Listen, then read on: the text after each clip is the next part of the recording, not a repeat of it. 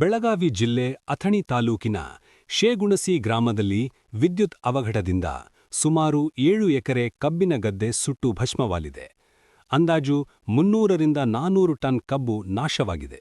ಇದು ಸೋಮವಾರ ಡಿಸೆಂಬರ್ 1ರಂದು ಅಥಣಿ ತಾಲೂಕಿನ ಶೇಗುಣಸಿ ಗ್ರಾಮದಲ್ಲಿ ಈ ಘಟನೆ ನಡೆದಿದೆ.